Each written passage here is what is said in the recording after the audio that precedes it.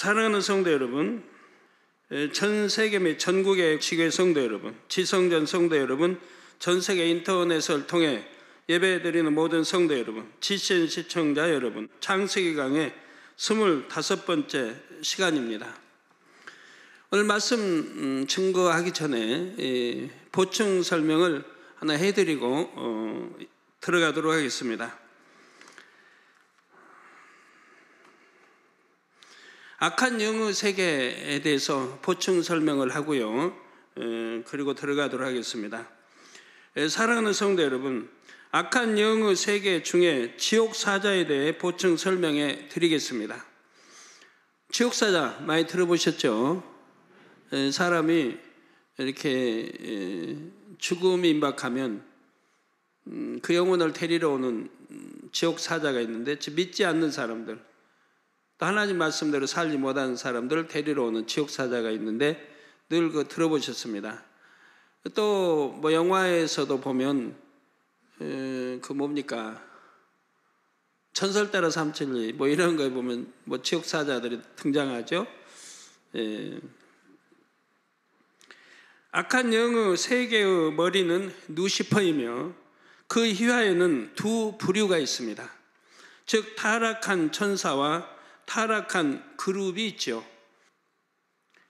먼저 타락한 천사들은 그 역할에 따라 마귀 또는 지옥사자가 되었습니다. 그리고 타락한 그룹들은 대부분이 용의 사자로 활동하지만, 타락한 그룹은 그 대부분이 용의 사자 역할을 합니다. 그러니까 이제 성경에도 보면 악한 영들과 그의 사자들이 나오죠. 일부는 아랫음부에서 지옥사자도 되었습니다. 아랫음부에서 지옥사자가 되어 있습니다. 따라서 지옥사자 중에는 타락한 천사도 있고 타락한 그룹도 있지요. 타락한 천사인 지옥사자들 중에서 일부는 구원받지 못한 영혼들을 아랫음부로 끌고 가는 저승사자의 역할을 감당합니다. 그리고 나머지는 아랫음부에서 주로 행정적인 업무를 감당합니다. 반면에 타락한 그룹인 지옥사자들은 아랫음부에 온 영혼들에게 직접 형벌을 가하는 역할을 합니다. 아랫음부는 형벌의 경중에 따라 4단계로 나뉘지요. 아랫음부 1단계에서는 무거운 바위나 뜨거운 모래 등 무생물에 의한 형벌이 가해집니다. 지옥 설명할 때 다 해드렸지요. 아랫음부 2단계에서는 벌레나 짐승 등 생물에 의한 형벌이 가해지고요. 그리고 아랫음부 3, 4단계에서는 지옥사자에 의해 형벌이 가해진다 했습니다. 바로 이 아랫음부 3, 4단계에서 활동하는 지옥사자가 타락한 그룹입니다. 그래서 지옥 설교에서도 말씀드리기를 형벌을 가하는 지옥사자의 형상이 돼지와 같은 흉측한 짐승의 모습이라 했죠. 이렇게 짐승의 형상을 한 것은 지옥사자 중에서도 타락한 천사가 아닌 타락한 그룹인 것입니다. 천사가 사람의 형상과 비슷한 것처럼 지옥사자가 된 타락한 천사도 전체적으로 어둡고 칙칙한 사람의 형상이죠. 그렇지만 너무 흉측하고 소름 끼치는 형상으로 변했습니다. 이런 타락한 천사인 지옥사자들은 주로 아랫음부 1, 2단계를 관리하거나 아랫음부에 떨어진 영혼들을 죄의 경중에 따라 알맞은 곳에 보내는 등의 업무를 감당하지요. 따라서 짐승의 형상을 하고 직접 형벌을 가하는 지옥사자들은 타락한 그룹입니다. 한편 타락한 그룹의 대부분은 용의 사자들이 되었다 했습니다. 이러한 타락한 그룹의 역사에 대해서는 창세기 강의 20번에서 설명해 드렸습니다. 용의 사자들로 활동하는 타락한 그룹에 의해 사람에게 질병이 오는 경우도 있다 했지요. 그래서 병든 사람의 치료를 위해 기도할 때 영안이 열려 보면 그 사람의 몸에서 쥐떼나 돼지 형상의 짐승이 나가는 경우도 있습니다. 또한 용은 그의 사자들을 통해서 악한 사람들을 사주하여 끔찍한 범죄를 저지르게 하기도 합니다. 예를 들어 인신매매나 살인 등 사람으로서는 절대 해서는 안 될 일을 행한 흉악범들이 있죠. 이처럼 마음이나 행동이 몹시 흉악한 사람의 경우 용의 사자들, 곧 타락한 그룹의 사주를 받은 것입니다. 그런데 용의 사자들 중에서도 어떤 짐승의 형상을 한 것의 사주를 받느냐에 따라서 나타나는 악의 모양이 다릅니다. 짐승에 따라 포악함과 간사함, 더러움과 추함, 난잡함 등 다른 특성이 있기 때문이지요. 이게 짐승에 따라 다 다르지 않습니까? 어떤 새에 따라 포악함이나 이런 게 또 다 다르고요. 아버지 하나님께서 악한 영의 세계에 대해 이처럼 더 깊고 세세하게 알려주셨습니다. 성도님들도 악한 영의 세계의 체계 중 지옥 사자에 대한 부분을 지금 이 설명한 대로 정립하시면 되겠습니다. 자, 지난 시간에는 하나님께서 창조 첫째 날에 빛이 있으라 명하실 때 육의 공간을 둘렀던 빛에 대해 말씀을 드렸습니다. 이 빛은 창조의 근본의 빛이지요. 창조의 근본의 빛으로 둘린 육의 공간에는 영의 공간이 덧입혀짐으로 영의 시간 흐름이 적용이 됐습니다. 그리고 앞으로 창조될 만물들 사이에 질서와 원칙이 세워졌지요. 또한 하나님의 능력과 신성이 모든 피조물에 깃들게 되었습니다. 바로 이 하나님의 능력과 신성을 인정하느냐, 인정하지 않느냐에 따라서 창조를 믿느냐, 진화를 믿느냐가 결정됩니다. 우리는 만물에 깃든 하나님의 능력과 신성을 깨닫고 인정하기에 창조주가 계심을 믿을 수가 있습니다. 또 선한 마음으로, 선한 양심으로 만물을 궁구해 보게 되면 창조주 하나님이 계시다 하는 것을 느낄 수가 있습니다. 반면 진화론자들은 이 하나님의 능력과 신성을 깨닫지 못하기에 모든 것을 사람의 생각과 지식 안에서 이해해 보려고 합니다. 그러나 과학을 깊이 연구할수록 사람의 지식으로는 도무지 설명할 수 없는 한계에 부딪히게 됩니다. 예를 들어 지구의 탄생에 대해서 명확하게 입증된 진리가 과학계에는 아직까지 없습니다. 여러 가지 가설만 있을 뿐이지요. 가설이란 어떤 사실을 설명하거나 어떤 이론 체계에서 결론을 이끌어내기 위해 설정한 가정입니다. 그게 참이 될 수는 없는 거예요. 소위 가설로 인해 어떤 이러한 것들은 늘 세월이 또 지나면 바뀌는 걸 봐요. 세월이 지나고 또 연구하게 되고 하면 그게 맞지 않고 또 다른 학설이 나와서 늘 바뀌는 걸 봐요. 이러한 가설이 진리가 되기 위해서는 반드시 관찰이나 실험을 통해 이론을 입증하는 증거가 있어야 하지요. 저희처럼 말입니다.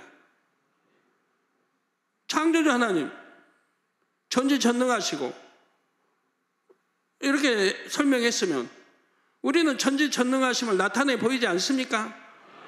많은 권능으로, 심지어는 기사표적 자연의 그 많은 것들까지 통원해서 성경이 참임을 입증하고 있지 않습니까? 단물도 마찬가지고요. 구약의 모세통에 쓴물이 단물이 되고 했던 그러한 것들을 입증하고 있지 않습니까? 그보다 더 크게 입증하고 있지 않습니까? 그건 위례성이지만 우리는 계속 주님 오실 때까지 이어질 일들이고요. 또 얼마나 많은 것 다 치료하고 역사까지 하고 있습니까? 성경에 나와 있는 그거보다 더 크게 저희는 역사를 하고 있다 이 말입니다.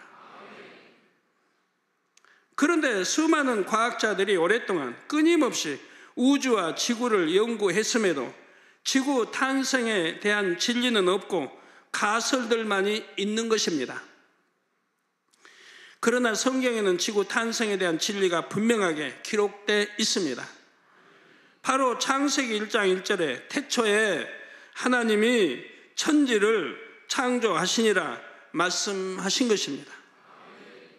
로마서에도 보면 모든 우주의 만물을 보면 그 안에 하나님의 신성과 능력이 깃들어 있음을 안다고 말씀했죠. 그래서 심판날에 아무도 나는 하나님 몰라서 못 믿었어요 라고 할 수가 없다고 말씀해요. 그래서 그런 능력과 신성이 깃들어 있는 걸, 더구나 의사된 분들은 처음 마음의 문만 연다고 하면 얼마나 사람의 참 오밀조밀한 모든 거, 사람뿐이 아니고 뭐든 그렇지만, 예를 들어 안구 하나만 연구해도 이 안구에 얼마나 오밀조밀한 정확성이 있는 건지, 이런 게 어떻게 우연히 뭐 저절로 된다는 얘기예요. 다 하나님이 안에 얼마나 세밀하게 다 만들어 놓으셨는데,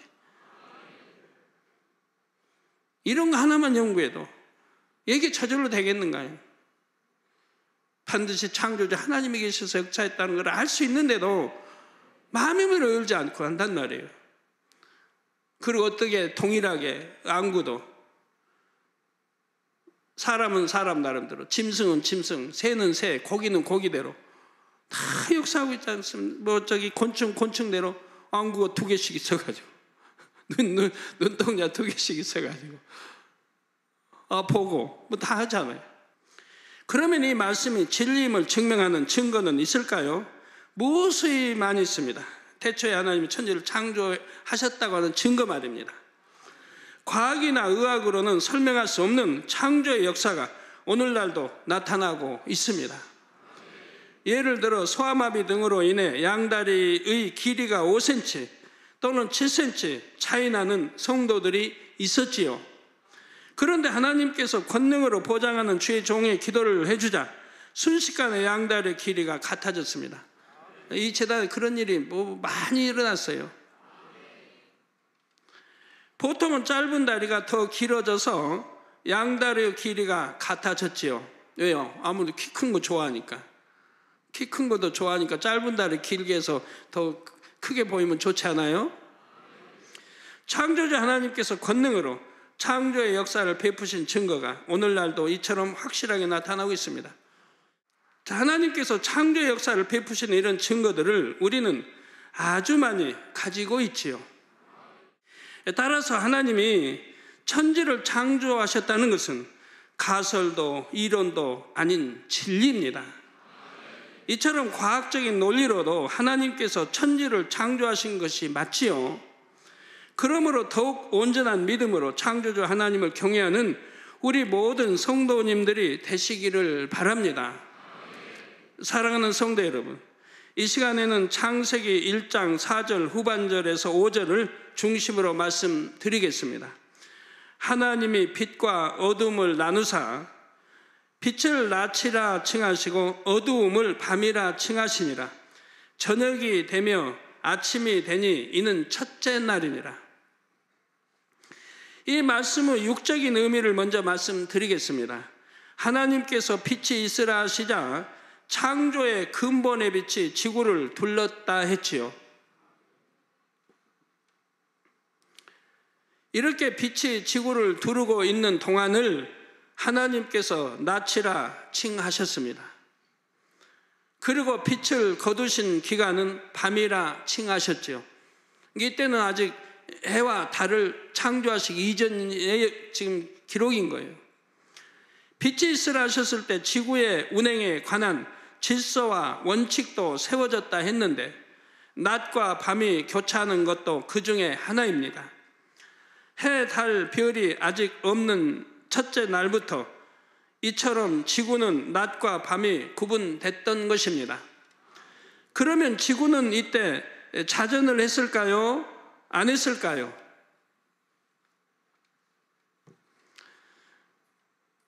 지금은 해가 뜨면 낮이 되고 해가 지면 밤이 되지요. 정확히 말하면 지구가 자전을 해서 해와 마주보는 쪽은 낮이고 해를 보지 못하는 쪽은 밤이 됩니다. 그런데 첫째 날은 해를 기준으로 낮과 밤이 구분되는 것이 아니었지요. 하나님께서 빛을 두루시느냐 거두시느냐에 따라서 낮과 밤이 되었습니다. 따라서 창조 첫째 날부터 셋째 날까지는 지구가 자전할 필요가 없는 것입니다. 성도 여러분, 하나님께서 빛과 어둠을 나누셨다는 말씀에는 아주 중요한 영적인 의미도 담겨 있습니다. 바로 하나님께 속한 빛의 영역과 루시퍼에게 속한 어둠의 영역을 구분하여 나누셨다는 뜻입니다. 하나님께서는 첫째 날 밤이 되었을 때 무저갱에 갇혀있던 루시퍼가 부리게 될 악한 영들을 풀어주시지요. 밤은 영적으로 악한 영들이 주관하는 세계를 상징합니다. 그런데 육적으로도 낮보다는 밤 시간에 사람의 마음 안에 있는 어둠의 속성이 어둠의 영들에 의해 더 잘 발동이 되지요.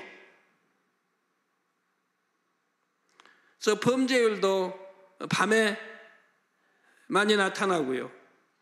그래서 각종 범죄도 낮보다는 밤에 더 많이 일어나는 것을 알 수가 있습니다.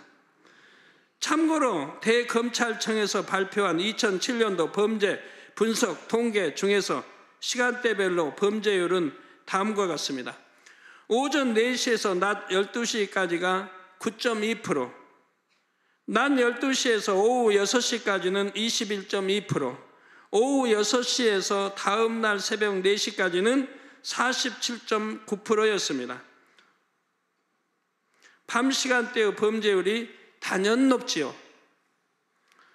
그런데 또 다른 흥미로운 연구 결과가 있습니다. 바로 푸른색 가로등 효과라는 것입니다. 2000년도에 영국의 글래스고 시는 경관 미화용으로 푸른색 가로등을 처음 설치했습니다. 그런데 설치 이후 뜻밖에도 범죄율이 눈에 띄게 하락한 것입니다. 범죄 발생 건수가 연 1만 건 이상 감소했다는 연구 결과가 나왔지요. 2005년도에는 일본 나라 현에서 푸른색 가로등을 처음 설치했습니다. 범죄가 빈번히 발생하는 골목길의 가로등을 푸른색으로 바꾸자 신기하게도 범죄율이 0%로 줄었다고 합니다. 그 푸른색 가로등을 설치한 지역이 39개로 급격히 늘어났지요. 시마네 현, 히로시마 현, 시즈오카 현 등 전국 지방자치단체로 파급이 됐습니다. 우리나라 서울의 강남구에서도 2008년 11월에 일부 지역의 가로등을 푸른색 가로등으로 교체했지요. 이에 대해 연세대 심리학과 교수는 청색은 빛이 널리 퍼지면서 멀리 비추는 특징 등을 갖고 있어 사람을 심리적으로 안정시키고 침착하게 하는 효과가 있다고 설명을 했습니다. 물론 범죄율 감소가 가로등 색 변화만의 효과인지에 대해서는 더 많은 연구 검토가 필요하다고 합니다. 그런데 맑은 하늘의 색깔을 푸른색으로 만들어주신 하나님의 창조 섭리와 일치하는 부분이 있게 잠시 소개해 드렸습니다. 자, 지구에는 낮과 밤이 있듯이 인간 경작을 위해서는 빛이신 하나님께 속한 영들과 함께 어둠에 속한 악한 영들이 있지요. 그런데 어둠이 아무리 짙어도 빛이 임하면 물러갑니다. 결코 어둠이 빛을 이길 수 없지요. 악한 영들에게 어둠의 세계를 주관하는 권세가 있다 해도 그것을 허락하신 분은 빛이신 하나님입니다. 결국 어둠의 영들은 하나님께서 공의 가운데 허락해 준 범주 안에서만 그 권세를 부릴 수 있는 것입니다. 그리고 인간 경작이 끝나면 악한 영들은 모두 다시 무저갱에 갇히게 되지요. 반면 인간 경작을 다 받은 영혼들이 가서 영원히 사는 천국은 어떻습니까? 계시록 22장 5절에 보면 천국에는 다시 밤이 없겠고 등불과 햇빛이 쓸데없으니 이는 주 하나님이 저희에게 빛이심이라 했지요. 천국에는 어두움인 밤이 없고 오직 빛인 낮만 있습니다. 그런데 인간 경작의 무대인 지구에는 낮과 밤이 1:1의 동일한 비율로 있지요. 물론 계절에 따라 낮과 밤의 길이는 다릅니다. 북반구에서는 6월 21일경 하지에 낮이 가장 길고 밤이 가장 짧지요. 하지가 지나면 낮은 점점 짧아지고 밤은 점점 길어집니다. 그러다가 12월 21일경 동지가 되면 낮이 가장 짧고 밤이 가장 길지요. 동지가 지나면 다시 낮이 점점 길어지고 밤은 점점 짧아집니다. 이처럼 육적으로도 낮과 밤의 길이는 한편으로 치우침이 없고 공평하지요. 이는 하나님께서 얼마나 공의롭게 인간 경작을 하시는지를 나타냅니다. 낮과 밤의 비율이 똑같은 것처럼 악한 영들에게도 동일한 조건에서 하나님과 겨룰 수 있게 해 주셨지요. 이것은 영으로 잘 이해해야 합니다. 악한 영들은 물론 유구 밤 시간만이 아니라 낮 시간에도 활동합니다. 여기서 낮과 밤의 비율이 같다고 할 때는 육적인 낮과 밤의 시간이 아닌 영적인 낮과 밤의 시간을 의미함을 알아야 하지요. 물론 육적인 낮과 밤의 시간도 계산해 보면 같아요. 결국은. 그래 안 그래요? 제 이해하시면 아멘이 나올 거고. 1년간 밤 시간 계산해 봐요. 그 1년간 낮 시간 계산해 봐요. 결국 같지요. 육적인 낮과 밤의 비율이 같다는 것은 악한 영들이 인간 경작을 위해 하나님과 겨루는 조건이 동일함을 상징합니다. 같은 조건 하에서 하나님이 겨루도록 했다는 얘기예요. 하나님은 창조주시요 만물의 주인이시지만 인간 경작의 환경을 조금도 하나님 편에 유리하게 만들지 않으셨습니다. 그래야 우리 인간 경작을 공평하게 하실 거 아니에요? 자, 육으로 낮과 밤이 치우침 없듯이 영적으로도 조금도 치우침이 없는 공평한 환경을 만드신 것입니다. 그래서 누시파와 악한 영들은 자신들은 불리한 입장에서 하나님과 겨루었다고 절대로 말할 수 없습니다. 그래서 욥기에도 보면 공평하게 하나님 역사했어요. 송사한 거 받아들여서 공평하게 역사했지 욥을 거들거나 하나님이 도와주시거나 하진 않았어요. 공평하게 역사했어요. 성도 여러분, 하나님께서 이처럼 낮과 밤을 정확하게 구분하셨습니다. 이것을 통해 영적으로도 빛과 어둠은 결코 함께 할 수 없음을 알아야 합니다. 고린도후서 6장 14절 후반절에도 말씀하시기를 의와 불법이 어찌 함께하며 빛과 어둠이 어찌 사귀며 있습니다. 빛과 어둠이 사귈 수 없고 의와 불법이 함께할 수 없다 이 말입니다. 진리와 비진리가 함께할 수 없으며 선과 악이 함께할 수 없지요. 영적인 의미의 빛은 빛이신 하나님께 속한 모든 속성을 말합니다. 예를 들면 진리, 선, 사랑 등이 빛입니다. 반대로 영적인 의미에서 어둠이란 악한 영에게 속한 모든 속성이지요. 불법, 비진리, 죄, 악 등이 어둠입니다. 하나님께서는 인생들이 자유의지 가운데 빛이나 어둠을 택할 수 있도록 하셨습니다. 그런데 요한복음 3장 20절에서 21절에 보니 악을 행하는 자마다 빛을 미워하여 빛으로 오지 아니하나니, 저 악을 행하는 자는 빛을 미워해요. 이는 그 행위가 드러날까 하며. 그래서 우리 주님도 선만 행하셨잖아요. 선만 행하시고 가난한 자에게 참 힘을 주시고 나 이렇게 천국 소망을 주시고 아픈 자 치료해 주시고 귀신 들린 자 물리쳐 주시고 다 이렇게 좋은 일만 하셨는데, 그 천국 하나님 아버지에 대해 밝게 알려주시고 좋은 일만 했는데도 그저 죽이려고 하잖아요. 시기하고 질투하고, 더군다나 정교하게 율법을 잘한다는 대제사장, 제사장, 서기관, 바리새인, 다 이들이, 장로들이 죽이려고만 하잖아요. 우리 주님만 그랬어요? 제자들, 베드로, 뭐 제자들 또는 사도, 뭐 바울, 다 이렇게 하나님의 사람들 또 선지자들 죽이려고만 하는 걸 볼 수가 있죠. 사울왕도 악하니까, 어둠에 속하 악하니까 하나님의 그 참 위대한 사무엘 선지자를 죽이려고 하지 않습니까? 그래서 몰래 어디 가도, 사무엘이 제사들 가도 왕 몰래 가잖아요. 예, 진리를 쫓는 자는 빛으로 오나니 이는 그 행위가 하나님 안에서 행한 것임을 나타내려 함이라 하시니라 했지요.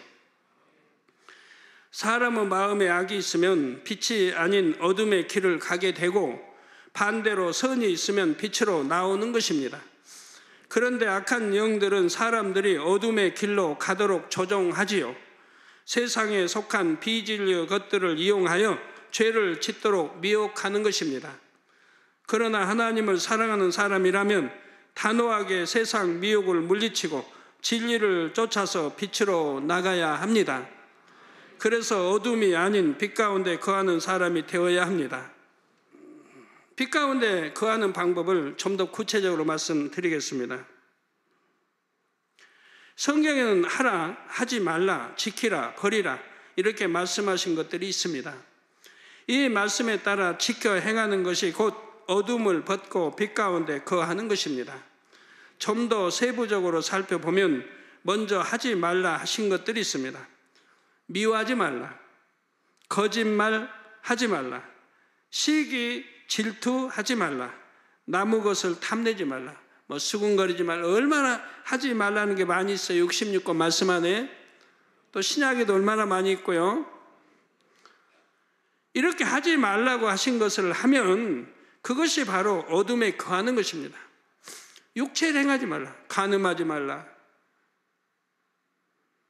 이런 것들이 하지 말라는 거 하면 어둠에 거하는 것이라 이 말이에요. 반대로 하지 말라 하신 것을 하지 않으면 빛에 거하는 것이 되고요. 또 버리라 하신 것이 있습니다. 악은 모양이라도 버리라, 죄를 버리라, 혈기를 버리라, 욕심을 버리라. 버리라는 게 많이 있죠. 이렇게 버리라 하신 것을 버리지 않으면 이것도 어둠에 거하는 것입니다. 버리라 하신 것을 버릴 때 빛에 거하게 되고요. 성경에는 또한 하라, 지키라 하신 말씀들이 있습니다. 서로 사랑하라, 섬기라, 항상 기뻐하라, 쉬지 말고 기도하라, 범사에 감사하라. 얼마나 좋은 것들이에요. 얼마나 좋은 것. 하라는 거 하면 얼마나 좋아요.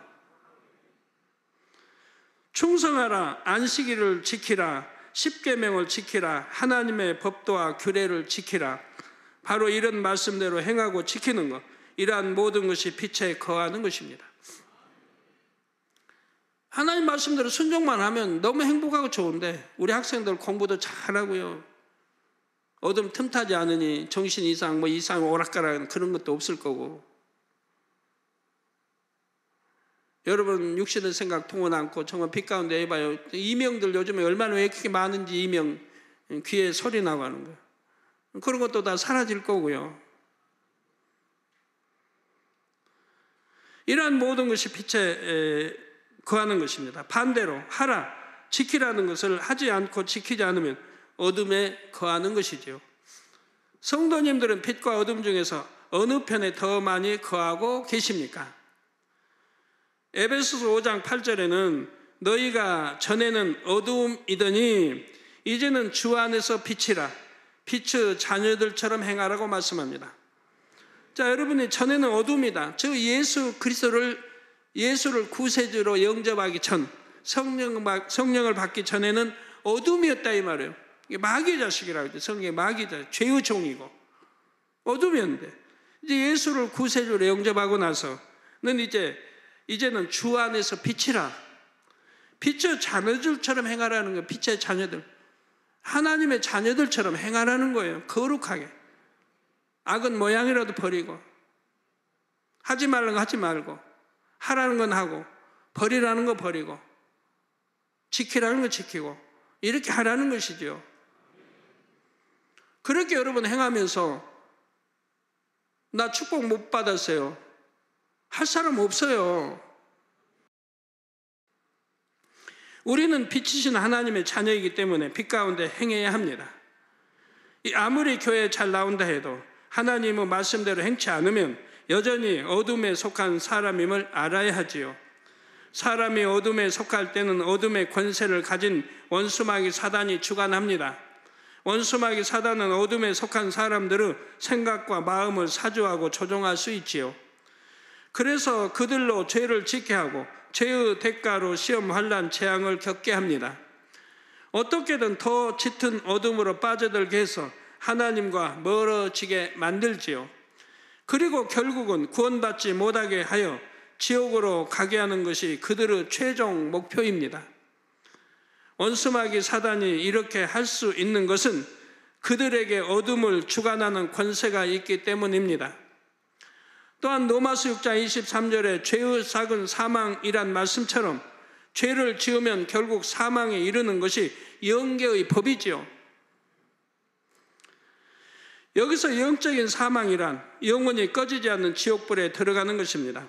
이것이 바로 어둠, 즉 죄악 가운데 살아가는 사람의 결말입니다. 그러나 항상 빛 가운데 거하는 사람은 원수마귀 사단이 건드리지 못합니다. 요한일서 5장 18절에는 하나님께로서 난 자마다 범죄치 아니하는 줄을 우리가 아노라. 그러니까 하나님께로 여러분이 났다, 하나님의 아들이다 딸이다 그러면 범죄하지 못한다 이 말입니다. 하나님께로서 난 자마다 범죄치 아니하는 줄을 우리가 안다. 하나님께로서 나신 자가 저를 지키심에 악한 자가 저를 만지지도 못하느니라 했지요. 하나님께서 나신 자가, 하나님께 나신 자가 저를 지키심에 악한 자가 저를 만지지도 못한다 했습니다. 빛 가운데 거하는 사람은 빛의 주관자이신 하나님께서 지켜주십니다.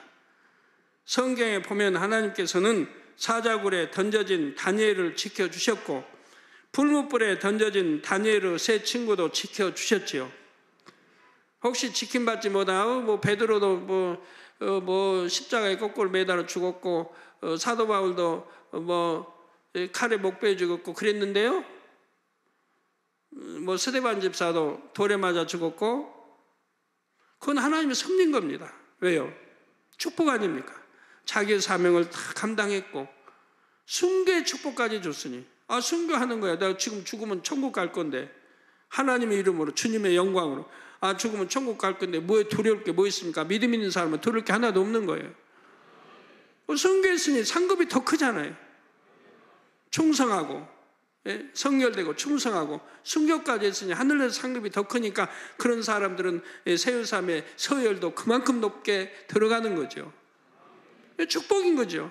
지킴 못 받은 게 아니라 아버지가 때가 돼서 데려가시는 거예요. 자, 그들은 다니엘 세 친구도 지켜주셔. 그들은 아무런 죄가 없었기 때문에 머리카락 하나 상하지 않게 온전히 지킴을 받을 수 있었습니다. 이와 비슷한 체험을 우리 성도님들도 많이 하시지요. 예를 들어 교통사고로 인해 차는 폐차시킬 정도로 망가졌지만 그 안에 탔던 우리 성도는 하나도 다치지 않은 것입니다. 온전히 주의를 성수하고 온전한 11조를 드린 성도가 사망에 이르는 죄만 짓지 않았다면 비록 자신의 실수로 사고가 났다 해도 이렇게 지킴을 받습니다. 온전히 주의를 성수하고 온전한 11조를 드렸다는 것은 그만큼 빛 가운데 살고 있다는 증거이지요. 자, 그러므로 어둠이 역사하지 못하는 것입니다. 오히려 하나님께서 빛으로 둘러주시고 안전하게 보호해 주시지요. 또한 빛 가운데 거하는 자녀들에게 하나님께서는 항상 좋은 것을 주십니다. 성경에서 약속하신 각종 축복을 풍성하게 내려주시지요.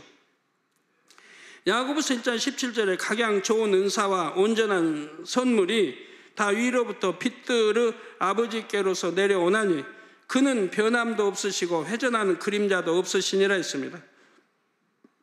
원수마귀 사단이 죄를 짓는 사람에게 시험할 난을 가져다 줄 수 있듯이 하나님은 빛 가운데 행하는 사람에게 각양 좋은 은사와 선물을 주실 수 있습니다. 그런데 복 중에 복은 영원히 잘 되는 복이지요. 따라서 하나님께서도 자녀들에게 얼마든지 많은 복을 주실 수 있으되 영원히 잘 되는 만큼 범사의 복을 주십니다. 성도 여러분, 우리가 빛 가운데 거하면 이처럼 복도 받을 수 있고 항상 지킴 받을 수도 있습니다. 그렇다면 빛과 어둠 중 여러분은 무엇을 택하시겠습니까? 당연히 지혜로운 성도라면 빛을 택해서 빛으로 나아가실 것입니다. 그런데 하나님을 사랑하는 사람이 빛을 택해야 하며 빛을 택할 수밖에 없는 또 다른 이유가 있습니다. 그것은 우리가 빛 가운데 행할 때만이 하나님과 사귐이 있기 때문입니다. 하나님을 중심에서 사랑하는 사람에게는 하나님과 사귐이 생명과 같지요. 육으로도 서로 사랑하는 사람들은 어떻습니까? 늘 만나서 함께 있고 싶어 하고 볼 수 없다면 목소리라도 듣고 싶어 하지요. 그런데 어느 날 갑자기 연락이 끊기고 만날 수 없게 된다면 심히도 마음 아파하고 슬퍼하지 않겠는지요? 하나님을 진정 사랑하는 사람들은 하나님과의 사귐이 있을 때가 가장 행복하지요. 하나님과 사귐이 있는 분들은요, 평생 항상 사귐이 있는 분들은 어떤 일을 당해도 걱정할 게 없어요. 근심 걱정이 되질 않아요. 여러분, 하나님과 사귐이 있다면 사업하시는 분들 뭐에 걱정이 있습니까? 아니 될 것도 될 건데 될 거는 더 잘 될 건데 천국 가는 게 뭐에 염려가 있습니까? 세우삼 가는 게 뭐에 염려가 있고요. 건강에, 가족에, 자녀의 모든 문제 마찬가지입니다. 그런데 요한일서 1장 6절 7절에 만일 우리가 하나님과 사귐이 있다 하고 어두운 가운데 행하면 거짓말을 하고 진리를 행치 아니함이거니와. 늘 여러분 듣는 말씀이죠. 어두운 가운데 행하면 거짓말, 즉 하나님을 믿는다, 하나님을 사랑한다, 이게 거짓말이라 이 말입니다. 하나님을 믿는다면 절대 죄 지을 리가 없고 하나님을 사랑한다면 지을 리가 없는 거예요. 어둠에 거할 수가 없는 거예요. 비질을 거할 수가 없는 거예요. 하지 말라는 거 할 수가 없는 거예요. 하라는 거 할 수밖에 없어요. 버리라는 거 안 버리고 못 살아요. 그래 하나님과 사귐이 있다고, 즉 하나님 믿는다, 사랑한다고 이 어두운 가운데 행하면 거짓말을, 즉 하나님 앞에 거짓말하는 거, 내가 믿습니다, 하나님 사랑합니다, 다 거짓말입니다. 진리 행치 아니함이거냐. 저가 빛 가운데 계신 것 같이 우리도 빛 가운데 행하면 우리가 서로 사귐이 있고 그 아들 예수의 피가 우리를 모든 죄에서 깨끗하게 하실 것이 있습니다. 당연하지 않습니까? 우리가 말씀대로 사니까, 빛 가운데 사니까 우리 주님의 보혈의 피가 우리 모든 죄를 깨끗하게 씻어주신다 이 말입니다. 빛 가운데 행할 때만이 하나님과 진실한 사귐이 있는 것입니다. 하나님을 진정 사랑하는 사람들은 이것을 알기에 차마 어둠의 눈을 돌릴 수가 없지요. 어둠의 일을 행하거나 어둠을 택할 일은 더더욱 없는 것입니다. 이제 더 온전히 빛 가운데 행하심으로 하나님과 더 깊은 사귐을 갖는 모든 성도님들 되시기를 바랍니다. 사랑하는 성도 여러분, 이 시간은 창조 첫째 날 하나님께서 빛과 어둠을 나누신 역사에 대해 말씀드렸습니다. 지구의 낮과 밤의 비율이 같듯이 하나님께서는 인간 경작의 역사에서 악한 영들에게 대등한 조건을 주셨죠. 하나님께서 빛을 주관하시듯이 악한 영들은 어둠을 주관할 수 있는 권세를 허락해 주신 것입니다. 그리고 악한 영들이 거할 처소까지 마련해 주십니다. 바로 창조 첫째 날 밤이 끝나고 둘째 날이 되면서 그렇게 해 주셨지요. 악한 영들이 머무는 처소는 어디 있으며 창조 둘째 날에 무슨 일이 있었는지는 다음 시간에 말씀드리겠습니다. 성도님들은 이 시간에 집에서 편히 주무실 수도 있었지만 그러지 않고 예배에 참석하셨습니다. 거의 대부분이 자유의지 가운데 스스로 나오셨을 줄로 압니다. 영을 사모하고 진리를 사모하며 빛을 사모하기에 빛을 쫓아 나오신 것이지요. 앞으로도 빛과 어둠 중에서 항상 빛을 택하시고 빛 가운데 거하는 여러분이 되시기를 바랍니다. 그래서 빛의 자녀들을 위해 예비하신 하늘의 축복이 여러분의 삶에 넘쳐나기를 주님의 이름으로 축원합니다.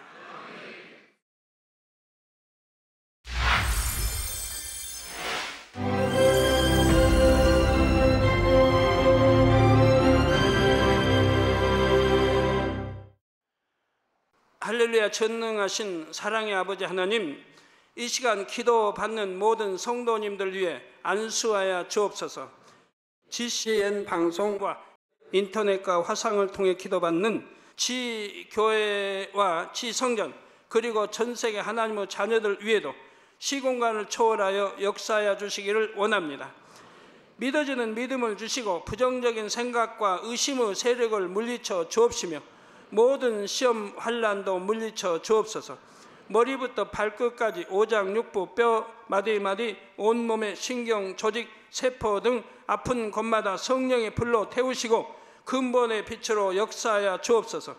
예수 그리스도의 이름으로 명하노니 원수마귀 사단 모든 질병 균 연약함아 물러가라. 빛이 임하라. 모든 불친 난치병도 성령의 불로 태워 깨끗하게 역사하여 주옵소서. 말라리아를 비롯한 모든 풍토병도 물리쳐 주옵소서.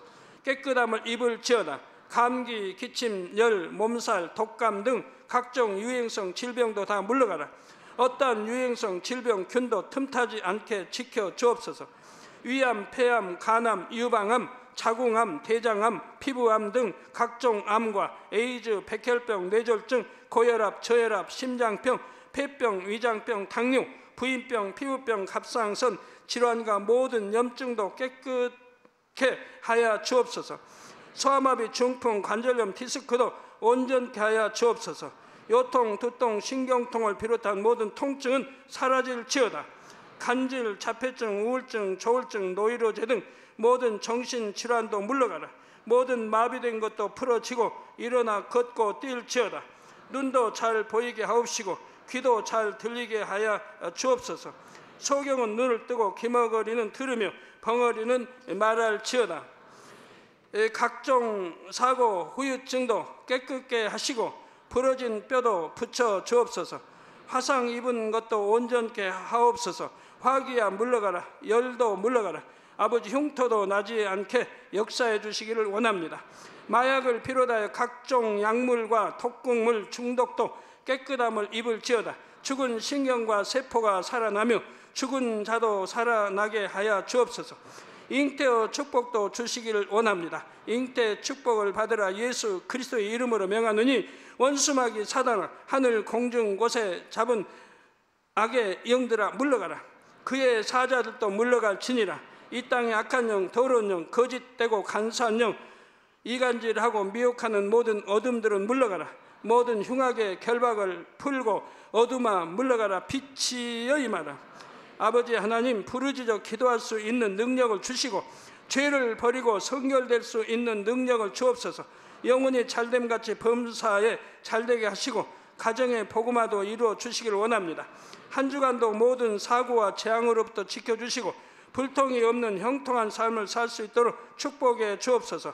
성령의 불담으로 천군 천사와 주님의 불꽃 같은 눈동자로 모든 하나님의 자녀들과 가정, 일터, 사업터를 지켜주시기를 원합니다. 학생들에게 지와 명철을 더하시고 공부도 할 수 있는 뜨거운 마음과 열정도 더하여 주옵소서. 마음과 생각을 세상에 빼앗기지 않도록 지키시고 하나님을 뜨겁게 사랑하는 학생들로 축복하여 주옵소서. 하나님의 자녀들이 먹으나 마시나 입으나 무엇을 하든지 하나님 앞에 영광 돌리는 삶이 되게 축복하여 주시기를 원합니다. 나는 하나님을 만났노라, 체험했노라, 응답 받았노라, 축복 받았노라, 간증하는 입술이 되게 역사하여 주옵소서. 아버지 하나님 감사합니다. 홀로 영광 받으옵소서. 우리 주 예수 그리스도의 이름으로 기도하옵나이다. 아멘.